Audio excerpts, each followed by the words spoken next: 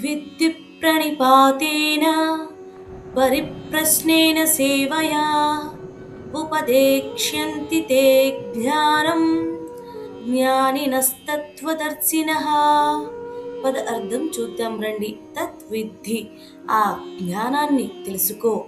ప్రణిపాతేన, వినయంతో నమస్కరించడం ద్వారా, పరిప్రశ్నేన, సరిగ్గా ప్రశ్నించడం ద్వారా, సేవయ, సేవ చేయడం ద్వారా, ఉపదేక్ష్యంతి, బోధిస్తారు, తే, నీకు, జ్ఞానం, జ్ఞానం, జ్ఞానినః, జ్ఞానులు, తత్వదర్శినః, సత్యాన్ని ప్రత్యక్షంగా తెలుసుకున్నవారు.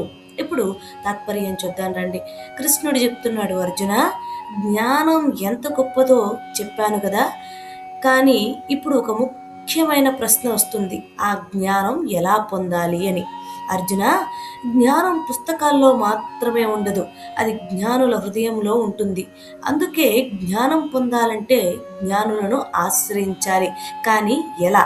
అహంకారంతో కాదు అర్జున, వినయంతో ముందుకు రావాలి, వారి ముందు నమస్కరించాలి, అహంభావాన్ని వదిలేయాలి, తర్వాత సరైన ప్రశ్నలు అడగాలి, సందేహాలను స్పష్టంగా తెలుసుకోవాలి, మరియు వారికి సేవ చేయాలి. అప్పుడు ఆ తత్వాన్ని ప్రత్యక్షంగా చూసిన మహానుభావులు నీకు ఆ జ్ఞానాన్ని బోధిస్తారు. అర్జున, గురువు లేకుండా జ్ఞానం పూర్తి కాదు. వినయం, ప్రశ్న, సేవ, ఈ మూడు కలిస్తేనే నిజమైన జ్ఞానం లభిస్తుంది అని కృష్ణుడు అర్జునుడికి అలాగే మనకు కూడా వివరిస్తున్నారు. హరే కృష్ణ.